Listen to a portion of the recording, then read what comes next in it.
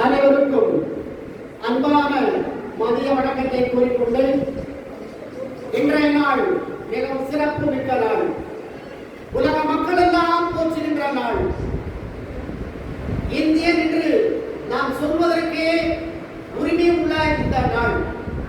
200 ஆண்டுகளாக அடிமைப்பட்டு கிடந்த இந்த இந்தியா பாரதமானது அந்த ஆங்கிலேயர் பிடியிலிருந்து மீட்கப்பட்டு அதன் மூலமாக சுதந்திரத்தை பெற்றோம் என்றால் இந்த சுதந்திரம் சும்மா கிடைத்ததா? அந்த சுதந்திரத்தை பற்றி நாம் தெரிய வேண்டாமா? இதற்காக நம்முடைய தேசத்தில் இருக்கின்ற தியாகிகள் எல்லாம் நடந்து நடந்து கால்கள் தேய்ந்தன. அவர்கள் எழுதி, பாரதியாரும் சரி மற்ற கவிஞர்களும் சரி, அவர்கள் எழுதி எழுதி விரல்கள் தேய்ந்து விட்டது. எத்தனையோ அந்த தியாகிகள் எல்லாம் வாழ்கின்ற போது நம்முடைய இந்த தியாக உணர்வை உணர்வதற்காக, போராட்டத்திற்காக பெண்களும் மற்ற ஆண்களும் இந்த போராட்டத்தில் கலந்து கொண்டு வருகின்ற பொழுது அந்த நேரத்தில் அவர்கள் உப்பு சத்தியாகிரகம் என்று அந்த சத்தியாகிரகத்தில் போராட்டத்தில் ஈடுபடுகின்றார்கள். வெள்ளையனே வெளியே இயக்கம் என்று அந்த இயக்கத்தில் போராட்டத்தில் ஈடுபட்டு கொண்டு அந்த ஆங்கிலேயர்களின் மூலமாக பல இன்னல்களை எல்லாம் சந்திக்கிறார்கள். அந்த நேரத்தில் அவர்களை தூக்கில் இடுகின்றார்கள். தூக்கில் இடுகின்ற பொழுது தூக்கில் இட்டு என்னம்னா தூக்கில் இடுகின்ற பொழுது கயிறு தேய்ந்து விடுகின்றதா? அத்தனை பேர் மாண்டிருக்கிறார்கள். இந்த வியர்வை சிந்தி, ரத்தத்தை சிந்தி இந்த உலக மக்களுக்காக சுதந்திரத்தை பெற்று தர வேண்டும் என்று நினைத்தவர் தான் முதலிலாக அகிம்சையை கடைபிடித்து இந்த உலக மக்களுக்கெல்லாம் நாம் அகிம்சை மூலமாக போராடி வெற்றியடைய முடியும் என்று அதை இறைத்து காட்டியவர், சாதித்து காட்டியவர் மகாத்மா காந்தியடிகள் அவர்கள். அதற்கு உறுதுணையாக ஜவஹர்லால் நேரு அவர்களும், ராஜாஜி அவர்களும், கோகலே அவர்களும், டாக்டர் சுபாஷ் சந்திர போஸ் அவர்களும் ஏராளமான தியாகி இருந்தார்கள்.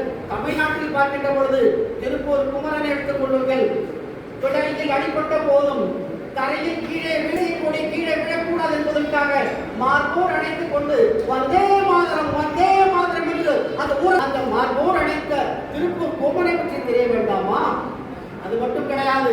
இந்த பாஞ்சால குறிச்சியை ஆண்டு வந்த அந்த ஆங்கிலேயர்கள் அவருடைய மோகத்தால் நம்முடைய அடிமை பிடித்து வாழ்கின்ற பொழுது ஊர் மக்கள் எல்லாம் 18 பட்டு என்று சொல்வார்கள். அவர்கள் எல்லாம் அவர்கள் எது செய்வார்கள்? கப்பம் கட்ட வேண்டும். அத்தனை கப்பம் கட்ட வேண்டும் என்ற நிகழ்ச்சியிலும் கூட அவர் வீரபாண்டிய கட்டபொம்மனுடன் கேட்கின்றார், நீ வரி கட்ட வேண்டும். வீரபாண்டிய கட்டபொம்மன் முடியாது. அதற்காக ஜாக்சன் துறை என்ற ஒருவரை அனுப்புகின்றார். அவர் வந்து கேட்கின்றார், வரி கட்டவில்லை என்றால் வேண்டிய தண்டனை கிடைத்தே ஆகும். கிடைத்துப்பார், சொல்லிப்பார், செய்துப்பார் என்று சொன்னார். அந்த வீர முழக்க சொல்கின்ற பொழுது அவரை அழைத்து செல்வதற்காக வருகின்றார்கள். நான் எதற்கு வரி கட்ட வேண்டும்?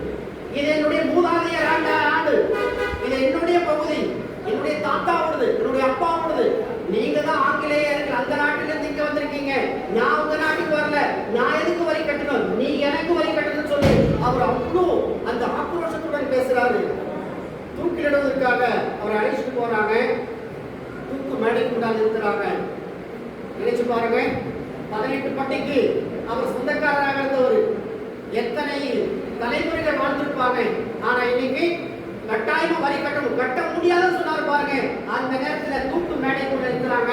தூக்கு கயிறு மேலே தொங்கிட்டு இருக்கு. கடைசி ஆசை கேட்கிறாங்க. எல்லாருக்கும் கடைசி ஆசை. நம்ம என்ன சொல்லுவோம்? கடைசி ஆசையா என்னுடைய உறவினர்களை பார்க்கணும், எனக்கு சாப்பிடுறதுக்கு இந்த பொருள் வேணும், நான் வந்து என்னுடைய சொந்தக்காரர்களை பார்க்கணும், என்னுடைய மகனை பார்க்கணும், மனைவியை பார்க்கணும், எனக்கு இவ்வளவு பணம் கொடுங்க, அவ்வளவு கூட கேட்பாங்க. எதுவுமே கேட்காம அந்த தூக்கு மேடைக்கு முன்னால் நின்று என்னுடைய பாரத தாய் சொல்றாரு, அன்னை நாடு அயலார் ஆதிக்கத்தை எதிர்த்து அவன் அளித்த பரிசு தூக்கு மேடை. தூக்கு மேடை எனக்கு பஞ்சு பெற்று நான் ஒருவன் அழிவதால் நாட்டுக்கு நட்டம் கிடையாது. சுதந்திர கனியை என்னுடைய சந்ததிகள் நான் போனாலும் பரவாயில்ல. அந்த சுதந்திர கனியை யார் எடுத்துக்கிட்டா என்னுடைய தலைமுறைகள் வருவாங்க, அவங்க எடுத்துட்டோம். நான் வந்து தூக்கில தொங்கி என்னுடைய நாட்டுக்காக தியாகம் செய்கிறேன் அந்த வீரபாண்டிய கட்டபொம்மன் சொன்னாலவா, அவன் அல்லவா தமிழன், அவன் அல்லா இந்தியன். இப்படியெல்லாம் தேசத்திற்காக அவர்கள் தியாகம் செய்திருந்தார்கள். இதை பார்க்கின்ற பொழுது நம்முடைய பஞ்சாப் மாநிலத்தில் பிறந்த பகத்சிங் அவர்கள் சிறு வயதுதான் அவருடைய தந்தை காலத்திலிருந்து நாட்டுக்காக அந்த நல்லுணர்வுக்காக சமுதாய நாட்டை கொண்டு ஆட்டிக் கொண்டிருக்கின்ற அந்த குடும்பத்தில் பிறந்த பகத்சிங் அவர்கள் இந்த இந்திய சுதந்திர போராட்டத்தில் கலந்து கொள்வதற்காக வருகிறார்கள். அவருக்கு வயது அப்போது 12.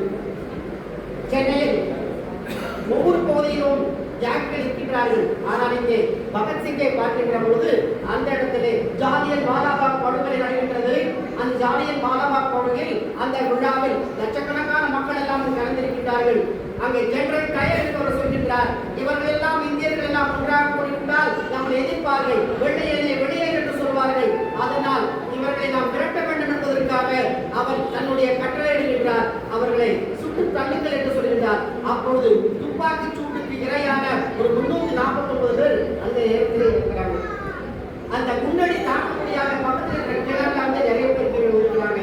இந்த காட்சியெல்லாம் யார் பார்த்துட்டு இருக்காங்கன்னா பகத்சிங் பார்க்கிறார். வயது 12. தாக்க முடியாம எப்படியாவது என்ற வீர முழக்கத்தோடு அழைக்கணும்னு சொல்லி அவர் வாழ்ந்து அந்த எதிராக போராட்டம் செய்து சிறைக்கு சென்று அவர்களுக்கு எதிராக பல தியாகங்களையும் செய்து கடைசியில மேடை கூப்பிட்டு போறாங்க. அவரையும் கூப்பிட்டு காலையில் 5 மணிக்கு அவரை தூக்கில போடணும்னா முதலே அங்க இருக்கிற மாடல் போய் சொல்லுவாரு, நீங்க 5 மணிக்கு தூக்கில போடுவாங்க, நீங்க சரியா இல்லாம இவர் சொன்னாரு 5 மணிக்கு தானே 3 மணிக்கே தயாராக கொடுப்பாரு. அப்போ இரவு முழுவதும் தூக்கல. பகத்சிங் என்ன பண்றாருன்னா அவருடைய சிறையில் அடைச்சிட்டாங்க. 2 வருஷம் அங்க இருக்காரு. யார் பார்க்க வந்தாலும் சாப்பிடறதுக்கு பொருள் கேட்கல, ஏதோ ஒரு புத்தகம் வாங்கி கொடுத்து கேட்பாரா. அந்த புத்தகத்தை வாங்கிட்டு உள்ள படிச்சுட்டு இருக்காரு. அவருக்கு கேட்டாரு வார்டன் இவருக்கு அழைச்சிட்டு போறதுக்கு வேண்டி அவருக்கு பக்கத்துல வரும்போது அவர் என்ன பார்த்துட்டு இருக்காருன்னா அவர் லெனினுடைய புரட்சி, லெனின் புரட்சி பற்றிய அந்த செய்தி படிச்சுட்டு இருக்காரு. அந்த நீங்க தூக்கு மணிக்கு வாங்கணும்னு சொன்னே அவங்க அழைத்து வர்றப்போ புத்தகத்தை பார்க்கறாங்க. அரை முழுவதும் ஒரு நூலை கொடுத்தான். அப்போ சொன்னாரு, இன்குலாப் ஜிந்தாபாத், இன்குலாப் ஜிந்தாபாத். நான் போறேன், என்னுடைய நாட்டுக்காக போறேன். கடைசியா நான் படித்த புத்தகம் இந்த லெனினுடைய அந்த புரட்சியாளருடைய புத்தகத்தை படிச்சிருக்கேன். நான் புரட்சியாளர் அல்ல, என்னுடைய நாட்டில் பிறந்த அத்தனை வீரர்களும் புரட்சியாளர் இருந்தால் ஒரு பகத்சிங் இல்ல. நான் போனா பல பகத்சிங் வருவாங்கன்னு சொல்லி வச்சுட்டு பாடலுக்கு எழுதி கைட்டு போட்டு போறாரு.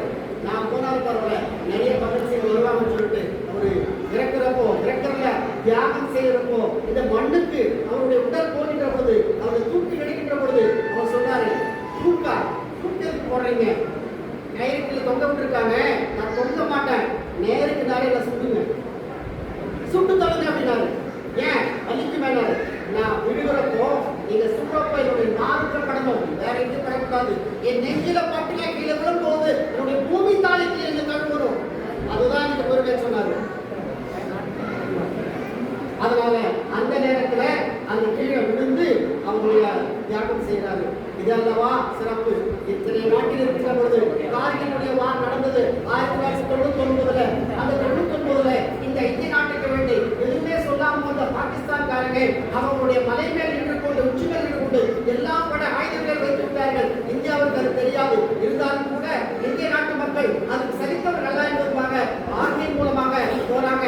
அந்த கார்கில் போரில் கலந்து கொண்டு அங்க எத்தனையோ போர் போறாங்க. அதுல முதல் மேஜர் சரவணன் திருச்சியை சார்ந்தவர் போறாரு. அங்க யாரும் தெரியாது. இந்த லாட்சப்ல போறாரு. அங்க பேப்பர் உச்சில இருக்காங்க. பௌர்ணமி நாள் மேல ஏற முடியாது. அவங்க மேலே பார்க்க முடியும். கீழே மேல போனா அவங்க பார்த்து சுடுவாங்க. அவங்களுடைய ஏற்படையில் ஏறுவாங்க. ஒன்னும் படத்துல சுட யாரும் பயப்படாம மேல ஏறி போய் அவர்களை தாண்டி போறாங்க.